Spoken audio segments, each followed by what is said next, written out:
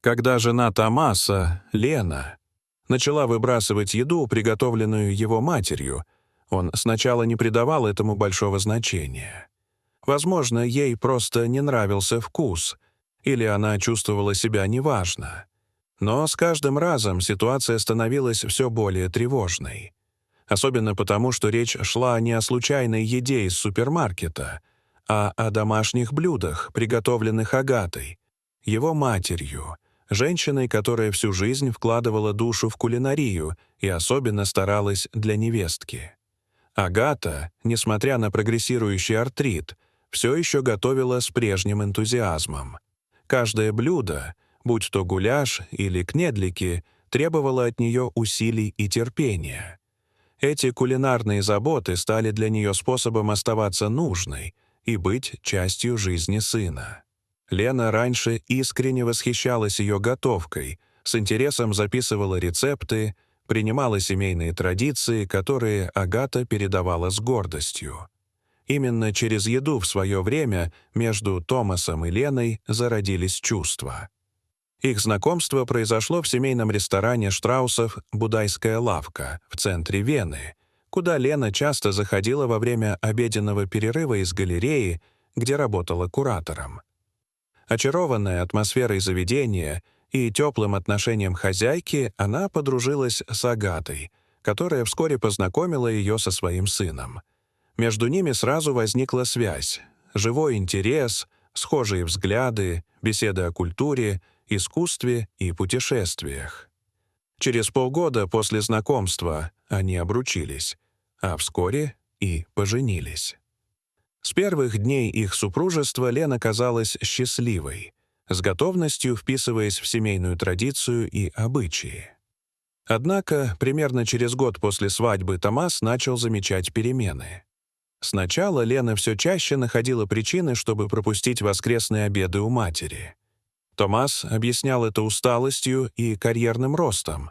Лена получила новую должность, и рабочие обязанности значительно увеличились. Но с течением времени стали появляться странности.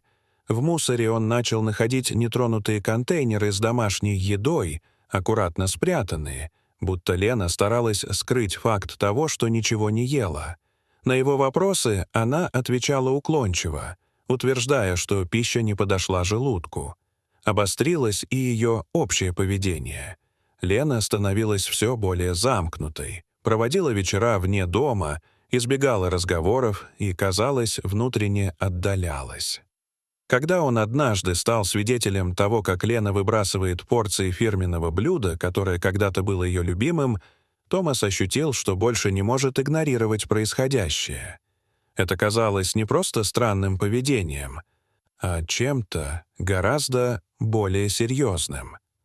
Особенно тяжело было наблюдать за тем, как мать продолжала проявлять заботу, не замечая или делая вид, что не замечает холодного отношения невестки.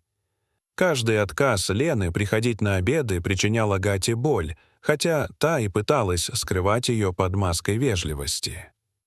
Разрываясь между любовью к жене и преданностью матери, Томас принял трудное решение.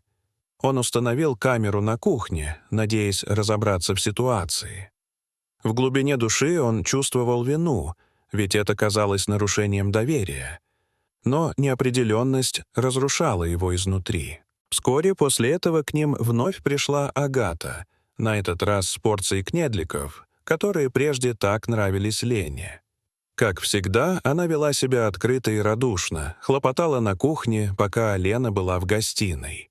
И вот наступил момент, который навсегда изменил все. На записи, просмотренной той же ночью, Томас увидел, как мать, оставшись одна, достала из сумки флакон с прозрачной жидкостью и добавила несколько капель в соус. Сначала он не мог поверить собственным глазам. Несколько раз пересматривал видео, надеясь, что это недоразумение или иное, безобидное объяснение. Но все указывало на то, что действия матери были намеренными. Постепенно он осознал, что Лена, вероятно, давно чувствовала неладное, но по каким-то причинам не решалась говорить об этом вслух. Ее поведение теперь приобретало зловещую ясность. отказ от еды, подавленное настроение, нежелание участвовать в семейных мероприятиях, скрытность. Она, судя по всему, понимала, что с ней происходит, но не имела доказательств и боялась разрушить отношения Томаса с матерью. Когда он, наконец, увидел правду, Лена вошла в комнату. Она, очевидно, все услышала. В ее глазах отражалась усталость, боль и облегчение. Оказалось, что Лена пыталась разобраться в происходящем самостоятельно. Она даже отправляла остатки еды на анализ, но лаборатория ничего не обнаружила. Вещество, вероятно, быстро усваивалось организмом. Она начала выбрасывать пищу, потому что боялась за свое здоровье, но не могла доказать злой умысел и не решалась рассказать об этом мужу, опасаясь, что тот не поверит ей. Теперь, зная правду, Томас чувствовал, как между ним и матерью образовалась пропасть. Вместе с Леной они решили не идти напрямую в полицию, а сначала поговорить с Агатой. Они пригласили ее на следующий день, встретив, как обычно, без намеков на знание происходящего. Когда Томас включил запись, женщина побледнела. Под тяжестью доказательств ей ничего не оставалось, кроме как признать содеянное. Мотив оказался не менее пугающим, чем поступок. Агата призналась, что хотела таким образом заставить сына усомниться в жене. Она надеялась, что Томас отвернется от Лены, если та перестанет быть частью его семейной культуры. Женщина считала, что только девушка венгерского происхождения могла по-настоящему стать частью их рода, поддержать ресторанное дело и сохранить традиции. Лена восприняла признание сдержанно, но с внутренним надломом. Она с самого начала старалась стать частью этой семьи, искренне старалась заслужить доверие и уважение. Однако ее происхождение оказалось в глазах Агаты непреодолимым барьером. Томас, осознав всю глубину предательства, принял окончательное решение. Он заявил матери, что, несмотря на всю ее роль в его жизни, подобное поведение неприемлемо. Пока она не получит профессиональную помощь и не осознает, насколько глубоко зашла, ей не место в их жизни. Когда Агата ушла, все еще в слезах, но без прощения, Лена и Томас остались на кухне. В тот вечер она приготовила простое блюдо — пасту с соусом. Без изысков, без стремления впечатлить. Но для Томаса это стало самым важным ужином в его жизни, потому что в этом блюде не было страха. В нем была только забота, честность и любовь. Дорогие зрители, что вы думаете об этой истории? Расскажите, пожалуйста, в комментариях.